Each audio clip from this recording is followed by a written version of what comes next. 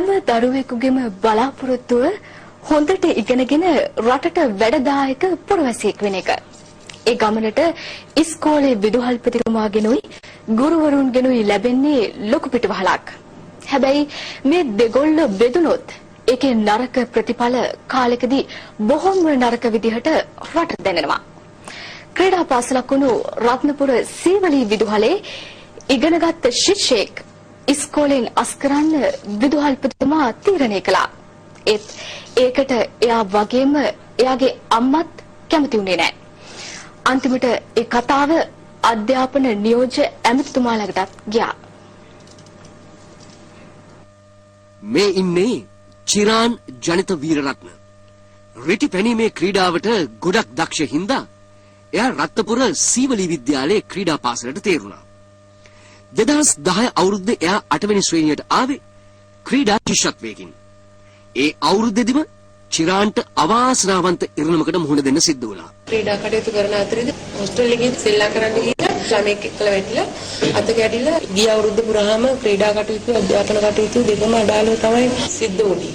ඒ හින්දා ගිය අවුරුද්ද පුරාම හරියට ක්‍රීඩා වැඩ වගේම ඉගෙන ගන්න වැඩත් කරන්න බැරි වුණා කියලා එයාගේ අම්මා කියනවා. මේ අතර දවසක් විදුහල්පතිතුමා කිව්වේ ක්‍රීඩා වලට සහභාගී නොවුණු හින්දා චිරාන්ව පාසලෙන් අස් කළා කියලා. ක්‍රීඩා මට්ටම නැහැ කියලා ඉස්කෝලෙන් අස් කරනවා. ඒ හින්දා මේ අවනඩුව කියන්න චිරානුයි එයාගේ අම්මයි අධ්‍යාපන නියෝජ්‍ය ඇමතිතුමා හමු වෙන්න ආවා. දරුවාගේ කතාව අහපු නියෝජ්‍ය ඇමතිතුමා මේ ප්‍රශ්නෙට මැදිහත් වෙන්න තීරණය කළා. විදුහල්පතිතුමාට මම ලිපියක් දුන්නා සානුකම්පිතව සලකා බලලා දරුවා පාසලට ඇතුල් කරගන්න කියලා. ඒ ලියුමත් අරගෙන ප්‍රින්සිපල් ළඟට ගියත් එයාලට ලැබුණේ ඒ තරම් සතුටුදායක උත්තරයක් නෙමෙයි. ඒක ගිහින් දුන්නාට පස්සේ සර් කිව්වා ඒවට මම වැඩ කරන්නේ නැහැ. ඇවිල්ලා මෙයාගේ අස්සින් සාතිකය අරගෙන ගිහිල්ලා වෙන ඉස්කෝලේකට දාන්න කියලා. මට බැනලා ඒ බැනපු එකත් CD එක මන් ළඟ තියෙනවා. ඉතින් මට ඒ සියල්ල එයාගේ දර්ශනත් එක්කව මට ලැබෙන්න සැලැස්සුවා. ඇමතිතුමාගේ අතේ තිබුණු CD එකේ තිබුණේ මෙන්න මේ වගේ දර්ශන ටිකක්.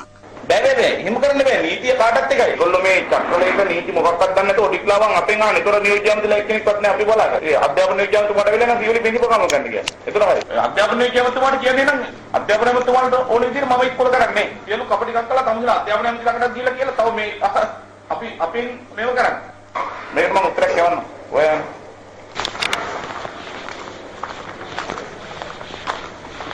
මේ කතාව ගැන අපි රත්නපුර සීවලී විද්‍යාලයේ විදුහල්පතිතුමාගෙනුත් ඇහුවා. මීට කලිනුත් ක්‍රීඩා ශිෂ්‍යත්වධාරීන් ලෙස බඳවගත්තු සමහර ශිෂ්‍ය ශිෂ්‍යාවන් මේ විදිහට ඉස්කෝලෙන් අයින් කරලා තියෙනවා කියලායි එතුමා අපිට කිව්වේ. මේ ශිෂ්‍යයාගේ මව පැමිණිලි කරනවා පාසල තුලදී ක්‍රිකට් ක්‍රීඩා කරද්දී මේ ශිෂ්‍යයාගේ අත කැඩුණු බවක්. නමුත් එවැනි සිද්ධියක් අපිට මේ වනතෙක් වාර්තා වෙලා නැහැ. මාස 3ක් දිගටම ශිෂ්‍ය නිවාසිකාගාරයට නොපැමිණීම තමයි අපිට වාර්තා වෙලා තිබෙන්නේ. අධ්‍යාපන ලේකම්තුමාගේ අස්වැයෙන් ඒ උපදේශ සංග්‍රහය අනුව අපේ විද්‍යාලයේ ක්‍රීඩා නිවාසිකාගාරයෙන් ඉවත් වුණු ශිෂ්‍යයෝ 10 දෙනෙක් පමණ ඔවුන්ගේ දෙමව්පියන්ගෙන් එකඟතාවය ඇතිව පෙරසිටි පාසල් වල විදුහල්පතිවරුන් සමග සාකච්ඡා කරලා තම පාසල් වලට යැවීමට කටයුතු කළා. එක ශිෂ්‍යයෙක් පමණක් පෙරසිටි පාසලට යාම ප්‍රතික්ෂේප කරලා අපට තර්ජනය කරනවා මේ අය නැවත පාසලට ඇතුළත් කරගත යුතුයි කියලා. මේ ශිෂ්‍යයා නැවත පාසලට ඇතුළත් කරගත යුතුයි නම් අධ්‍යාපන ලේකම්තුමා හෝ මට ඉහළ නිලධාරියෙක් මේ සඳහා විශේෂ නියෝගයක් නිකුත් කරන්න අවශ්‍යයි. ඒ කොහොම වුණත් Taman දීපු ලියුම ගණන් නොගත් එකට නම් නියෝජ්‍ය ඇමතිතුමා ඉන්නේ ගොඩක් කේන්තියෙන්. මෙතුමට විනයානුකූලව කටයුතු කරන්න මම දෙනවා. මේකට විනයානුකූලව කටයුතු වෙන්නේ නැත්නම් මම නම් කැමතිත් නෑ මේ ආයතනය තුල රැඳෙන්න.